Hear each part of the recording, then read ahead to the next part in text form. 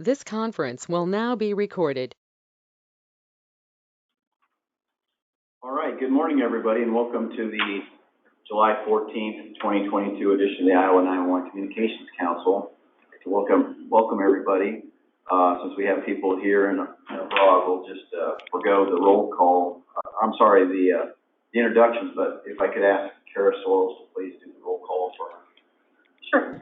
Chris Jasper. Here. George Harrison. Here. George Griffith. Here. Mike Bryant. Here. Mark Murphy is excused. Is Tom Berger here? Female is freaking out. Get her checked out. Jeff Anderson. Here. Monday is closed. Richard Pierce. Here. Rob Dennert is excused. Jack D'Angelo. Here. Taylor Kiefel. Here. I'll go back. Tom Berger, are you on? Still have a form. Okay, thank you. And if we could I get a motion to approve today's agenda? Here's to make a motion. Okay, I have a motion. Do I have a second? I'll second it. Any discussion? All those in favor, signal by saying aye. Aye. Aye. Aye. Again, same sign. Motion carries. And then likewise, an approval for the June 9th, 2022 minutes.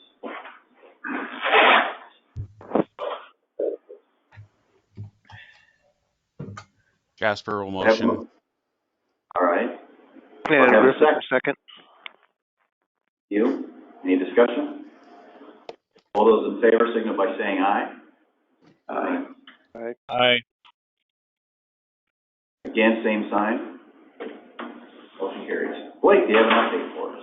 I do. Not a ton to cover, but we will get right to it.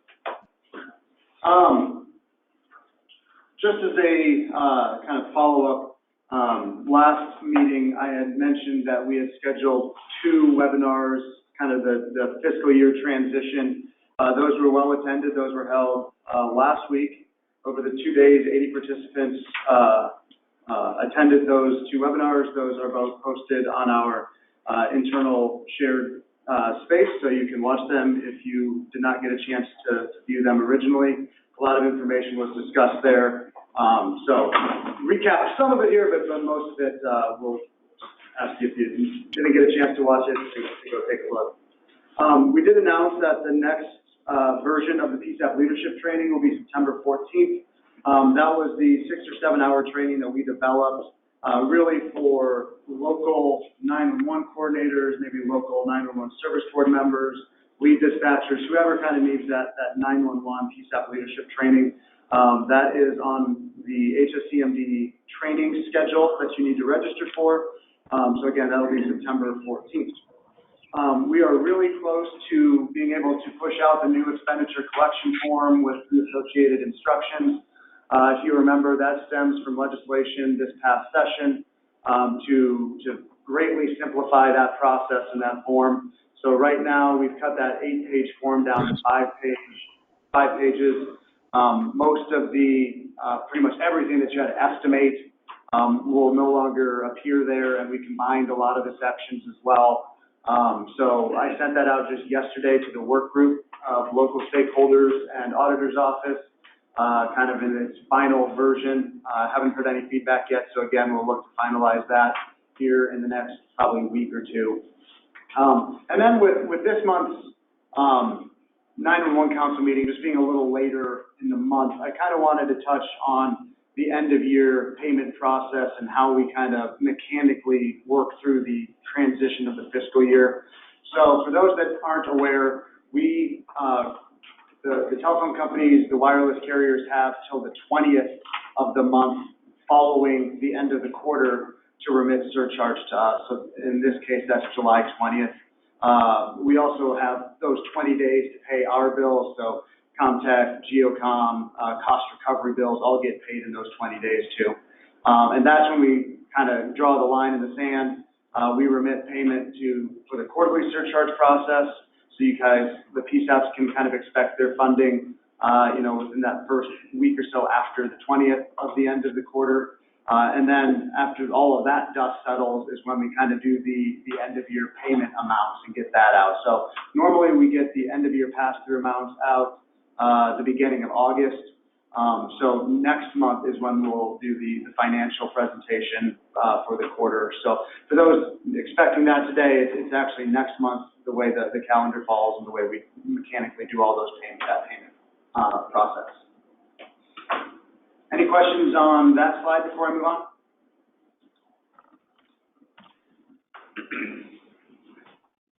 All right.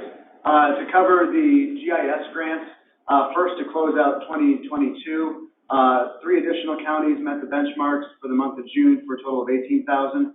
That brings the total for the second 6 months of the year to 98 counties. That is the most that have ever qualified for the grant. You can see there, I won't read it out, who missed the grant. So we were 1 county away from everyone in the state meeting the benchmarks.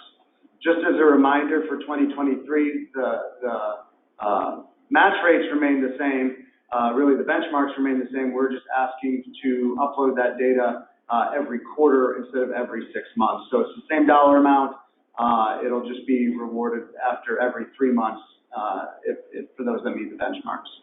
Also, for those that might be more technical, GIS specialists, we did have a webinar with GeoCom also in June to go over their new GIS data hub. That's the portal that you all upload information to. So that is also posted and recorded on the shared 911 space. There were no public education or training funds requested for this month. As a reminder, that fund does reset to $100,000 every fiscal year, so that is in effect starting now.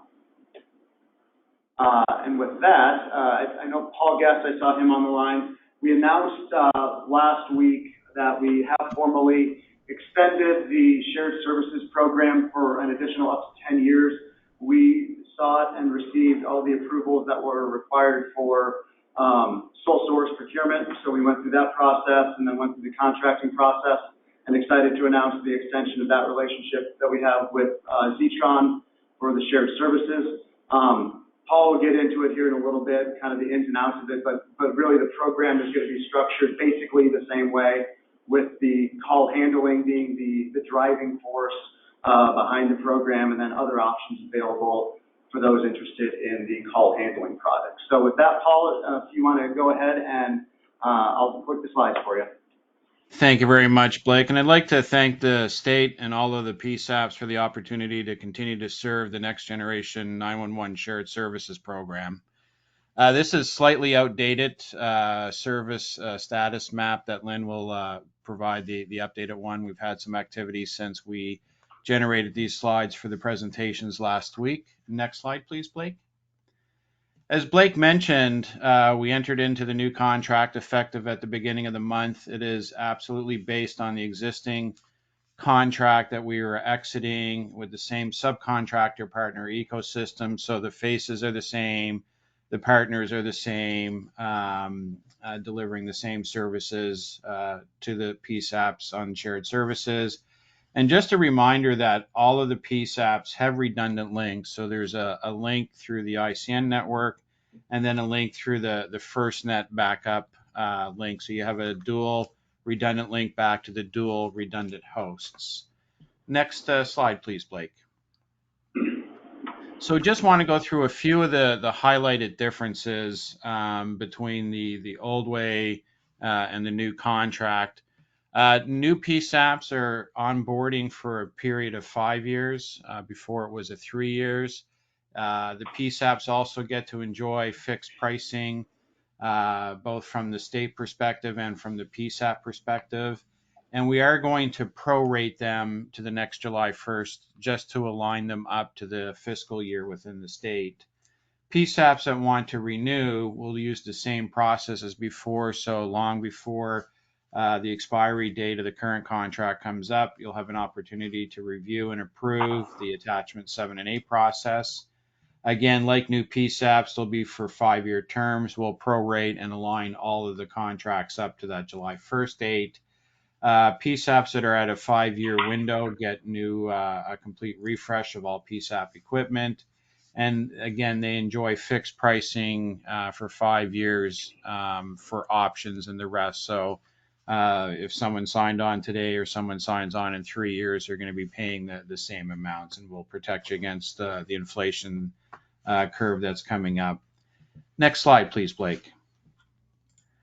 Couple of changes from how we're just managing the optional shared services. So the mapping, the computer-aided dispatch, the emergency medical dispatch solutions, seat counts that, for example, if you have 4 positions of call taking and you want 5 positions of EMD, that gets flagged to the state. Likewise, if you spent $1 on call taking and you want to spend $1.50 on EMD, I'm not trying to pick on EMD, I'm just using them as the example, that again gets flagged to the state for review. The purpose for that is to ensure that the focus of the program remains 911, but still allows the additional optional services to be distributed as funds allow. And a reminder that the PSAP is responsible for any costs associated to something that is not a 24/7 staff PSAP. And that includes all console equipment and any networking requirements to connect them back into the shared services network. Again, that is to protect, against backups to the backups and non-fully staffed 724 PSAPs. Next slide, please, Blake. Some changes to the MaxCAD scope, just to memorialize some things that we were doing that were not explicitly called out in the original contract. Again, I'm not necessarily going to go through each bullet, but this is what the state is funding explicitly, and then explicitly what the PSAP needs to fund if they want to avail themselves for the MaxCAD optional shared services moving forward. And next slide, please, Blake. Similarly, we have changes to the EMD. I will go through a couple of these just quickly. PowerPhone users can have the option to go to a new annual pricing structure, which gives them unlimited training. Anyone that renews or new PSAPs that come on board to PowerPhone will automatically be provided that pricing. And for both PowerPhone and Priority Dispatch, third-party computer-aided dispatch systems that the state is providing the emergency medical dispatch software solution for must provide their own server, and then connectivity back to the requisite provider.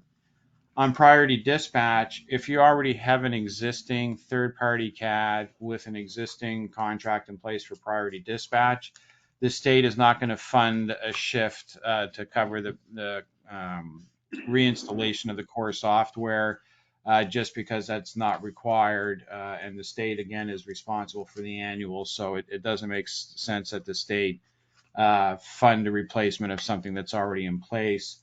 If the PSAP is availing themselves to MaxCAD shared services, then the state will fund the EMD for putting it onto the shared services network. Next slide, please, Blake. And this is actually my last slide. Again, just a reminder of how to contact us, from Mike Hardy, our regional sales manager, to Marie Carlson, the Raycom account manager, to Lynn Warren, the project manager for the shared services. And then again, if there's anything that doesn't fall within those contacts, or you just want to reach out for any reason whatsoever, I'm available 7/24 as well. And with that, Blake, I'll pass it back to you. All right, thank you. And I'll just let Lynn keep rolling with kind of the project update on deployments. Excellent, thank you. Can you hear me? Yep. Okay, summer's a busy time for us. You can see that we had 2 PSAPs, Wright County and O'Brien County, go live since we last met.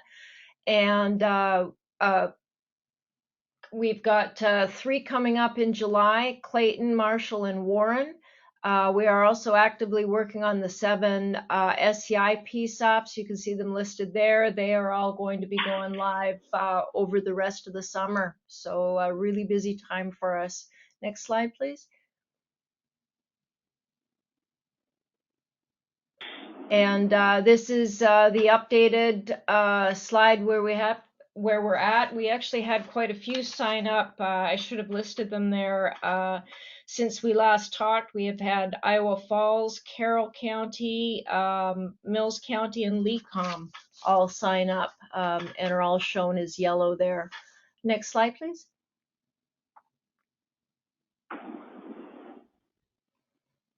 We have our July newsletter coming up. It's going to be released shortly. People that sign up for the Iowa Shared Services, we automatically add you onto the distribution list, but it is available to anybody. If you'd like to email me at lynn.warren@zetron.com, I can get you added to the distribution list. Any questions for me? All right, thank you. Thank you. So that actually concludes my briefing as well. I would take any questions if there are any.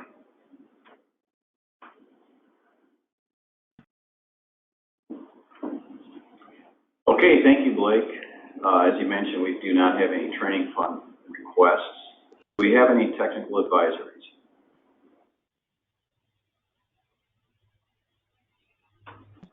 Okay, hearing none. We get an update on Iowa Interoperability Governor's Board from Captain Richard. Yes, we have our Deputy SWIC here who can provide that update for you. You can ask our full-time SWIC. Do have some good news. I just got the list. We have 12 applicants for our SWIC position, which is about 12. So we'll be vetting that list here. Hopefully we'll be able to fill that next coming month. Okay. So I'll turn the floor over to Wally. All right. Thank you. It's kind of brief here as I'm standing in and helping after Chris moved on to the feds, and so I'll give you a synopsis of what I have here and open it up for any questions that you might have.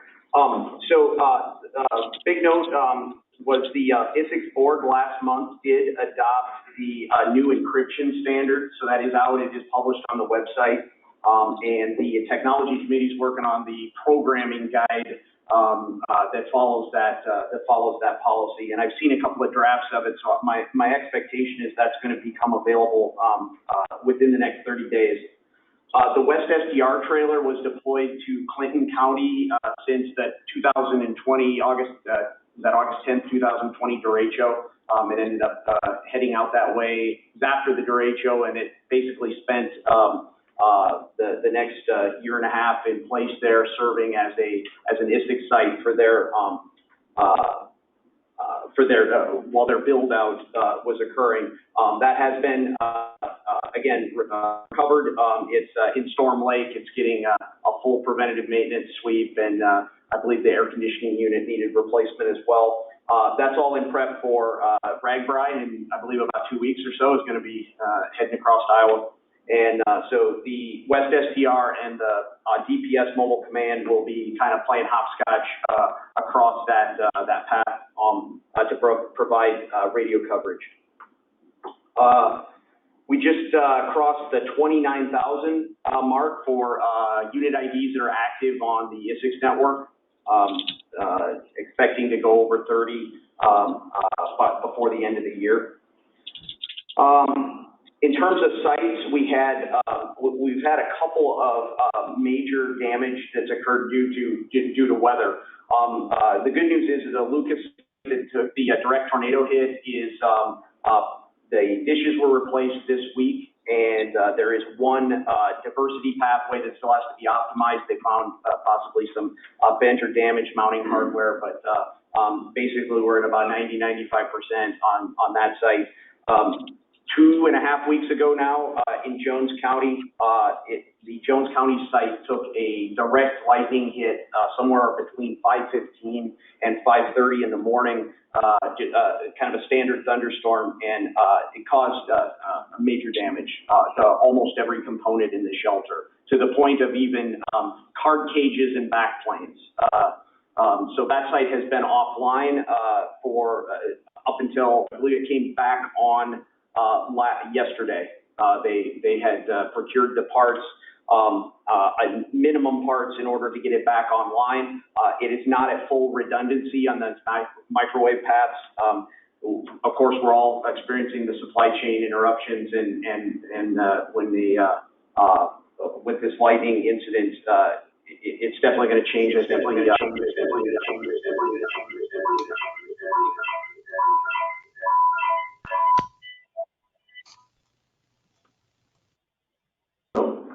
All right.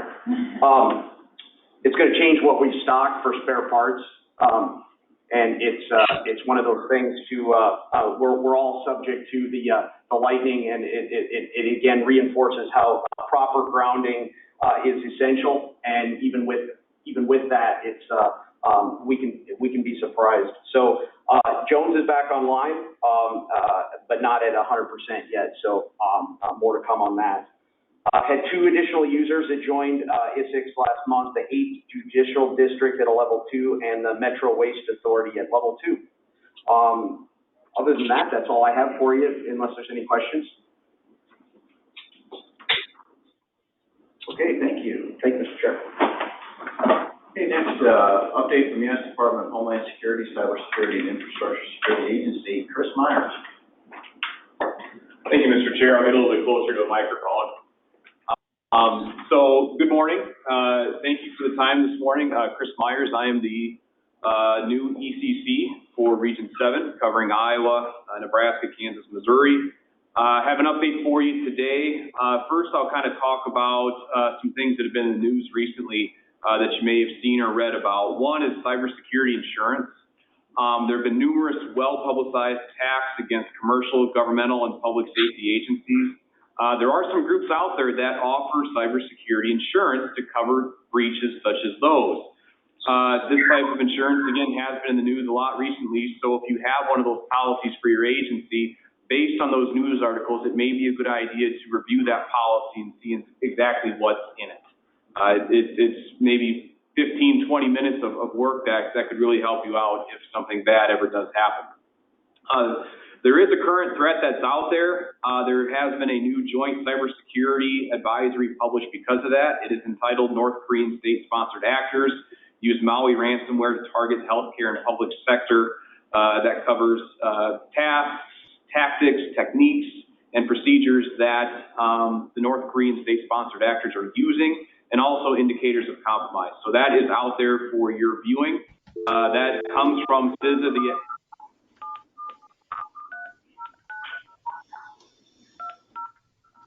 Folks, if you're listening in and you are not muted, please mute. Thank you. So, as a part of this, CISA, the FBI, and the Department of Treasury have released a bunch of technical details on this ransomware. So the expectation is that this type of targeting will continue because the healthcare sector especially has been one that they believe is willing to pay the ransoms as they are demanded. In September of 2021, the Treasury also issued an advisory highlighting the sanctions and risks associated with ransomware payments and steps that companies can take to mitigate the threat of becoming a victim of ransomware. Now, as a part of this all, the healthcare sector is one part of government and the private sector as well, but any machine that's connected to the internet is essentially making you a next-door neighbor to those agencies that are affected by this attack. So vigilance is a good thing to have. News of note for CISA and some future things, quantum computing and encryption is going to be discussed more and more in the future. Quantum computers are currently only in labs, but they are expected to be in the field within the next couple of years. With that exponential increase in computing power that is coming, the concerns of whether standard encryption algorithms that are in place today, there's a concern there whether they'll actually hold up long term. Because of that, CISA has announced a post-quantum cryptography initiative that will unify current efforts among several agencies and is working with partners in all facets of that sector, including the National Institutes of Standards and Technology. Now, what's going to happen here is that NIST has released 3 candidates for what it considers to be the next standard for encryption. CISA is actively participating in those groups to help define that encryption and how it's going to benefit and be used by stakeholders. The initial standard for this will likely be completed sometime in calendar year 2024, so it's still a ways away. It's important to remember that it may be a few years before the standard is fully implemented and also into products. So just keep your eyes out for that next standard of encryption that may be coming. It may not affect your agencies within the next 5 years or so, but looking a little bit further, it may be something to consider. I have a short slide deck for you all as well. Blake, if we could pop that up. Super. So you may have heard about a law that was signed in March of 2022. It is called the Cyber Incident Reporting for Critical Infrastructure Act of 2022. Now, on the next slide, it'll kind of go over two things that this really does. Number one, it requires CISA to coordinate with federal partners, and it also offers various cyber incident reporting and ransomware mechanisms, reporting activities, things of the sort. It also requires CISA to become a regulatory body in the sense that it wants to establish a program for reporting. Now, there's a lot that goes into becoming some sort of regulatory body, and with those key elements now, there's some things that have to be considered. Now, the next slide will kind of show you a lot of stuff of what this actually does. There's a cyber reporting component that is a part of these initiatives. There is a federal incident report sharing component as well, and also cyber incident reporting council that ultimately will get these types of reports sent to them. There's some ransomware initiatives roped into this as well, such as payment reporting, vulnerability program warning, and also a joint ransomware task force. Now, as a part of this, there's a lot that comes into this. There's a lot that will go into these types of initiatives going forward. The regulatory process and rulemaking process is what this has to go through now is a very long process. So if you want to kind of think about where we are today, we're basically on the doorstep on the next slide. So this process is going to take a couple of years to do. And where we are right now, it may not mean that you have to do something immediately, but rulemaking processes can be muddy. As a result of that, I would encourage you to start assembling a group of stakeholders to see, number one, if you want to participate in this rulemaking process, because CISA is very open to engaging stakeholders to see what their needs actually are. Number two, if you are going to participate, figure out who you want to participate and what your intended goals and outcomes are of that participation in that rulemaking. It is often easier to get your needs reflected in the initial phase of rulemaking as opposed to the public comment period, which would be the next step. So this may be a couple of years away from being fully implemented, but I would encourage you to start looking at whether or not you want to be a part of this rulemaking going forward. Next slide, please. Now, one thing that keeps in mind, or to keep in mind with all this, you are not yet required to submit any incident or ransomware payment reports to CISA. CISA encourages organizations to continue to voluntarily share this type of information and your partners, even through the date of the final rule when it goes into effect. The thing to keep in mind is that when you are vigilant and when you report these types of incidents quickly, this information can be used to give agencies assistance and prevent other organizations from falling victim to these types of attacks. You are encouraged to report unusual cyber activity to report at CISA.gov or the 1-800 number listed here, and also your FBI regional field office. That's the report, Mr. Chair. I can go ahead and take any questions. Okay, thank you. All right, do we have any updates from either members of the 34A Administrative Code Committee? Good morning, Mr. Chair. This is Rhonda Broaddus. Can you hear me okay? Yes, I can. Excellent. I do apologize. I'm at a conference. I'm going to keep this brief due to the background noise. The 34A committee is still working forward. I've made several contacts with agencies, and I continue to make those contacts. As soon as all of those are completed as a group, an email will go out for further information. I do have a request, Mr. Chair, if you are in agreement. Tony Keefe, the Comm Center supervisor from LECOM, he has contacted me. He is working on his RPL service project. It's the Registered Public Safety Leadership Program that was approved through the APCO coordinator manager of that program. And he wants to work on the 34A committee as well on the local and state levels. So if you're in agreement, sir, we have a new addition to our 34A committee. Absolutely, thank you. Excellent. That is all I have. I am open to questions if anyone has any.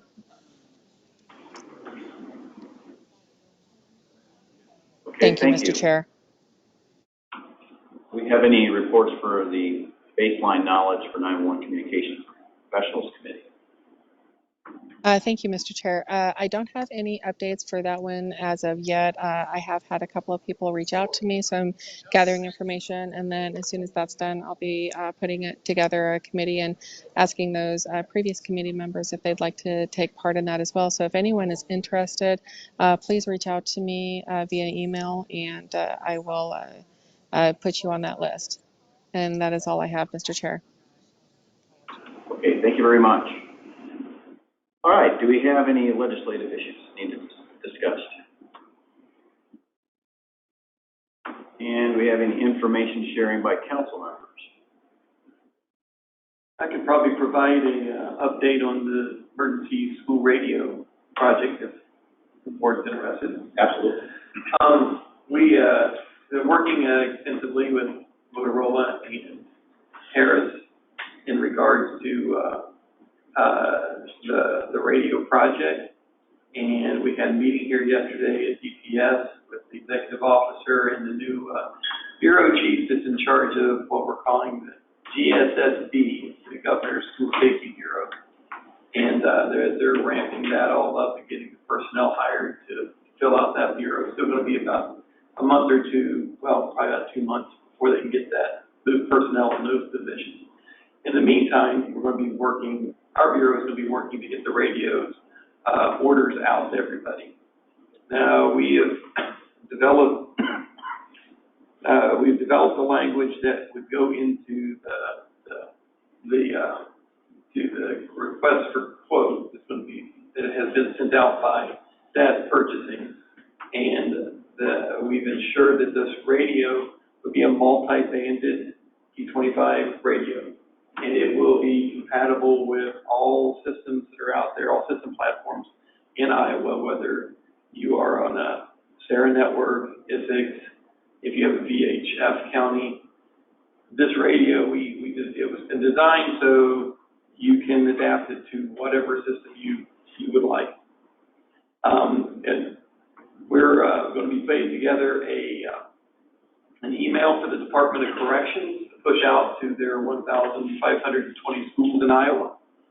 And there'll be hyperlinks that will take the schools to the, what we call it, the selection, ordering, and purchasing form that we're going to have, so they can write in their school name, address, point of contact, email address, telephone number, their selection of the radios they would like, and the vendor that they would like us to ship it to. DPS Communications is going to be working as a pass-through agency for this process. So we will not actually be touching the radio. We will process the orders. Orders will go to the local vendor that's identified. When they do the notification out to all the schools, we're going to encourage them to get up with their local PSAPs and EMAs, so then they can make joint decisions as to what type of radio that they would like to have and how they would like that set up down the road. Once the radios arrive at the vendor, or at their identified local vendor, the programming, testing alignment, training, maintenance, all of that, that's between them and the manufacturer at that point. We would be out of it as far as the DPS Communications part of it. We're just providing the radio with all the features in it. How they have it set up, the installation, all that, those fees will be on the school to take care of. And the thought is to have local control. So the locals can have the radio set up to contact their local PSAPs, or in case there's emergency. And they'll have alternate, if they want to have backup system put into their system, the radio will support that as well. Okay. Does that give a pretty good outline of everything? Yeah, that's very good. Thank you. Yes, so Homeland Security Emergency Management has a couple parts of this overall governor's announcement as well. A couple components that our department is working on.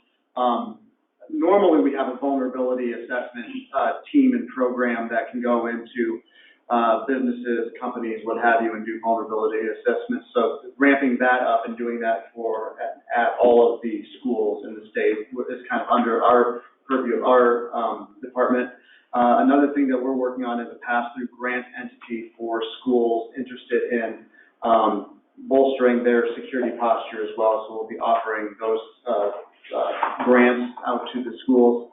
And then another thing that Department of Education has an RFP out for critical incident mapping. We were able to get a glimpse at that RFP right before it hit the street and put some language in there to try to make sure all of that mapping data is able to integrate at the PSAP as well. So those are kind of the components that we've been involved in to this point, but there's a lot, like the captain said, a lot going on, and stay tuned for more. Okay, thank you, Blake. Any other information that needs to be shared? Okay, I don't have any unfinished business or new business or travel requests. Do we have any business from the floor inside this room? Okay, do we have any business from our virtual attendees? Any 911 issues of PSAPs? Okay, hearing none, then I would entertain a motion to adjourn. Have a second? Do I have a second? Oh, I'm sorry. Anderson. Very well. All those in favor signal by saying aye. Aye. Aye. We're adjourned. Thank you.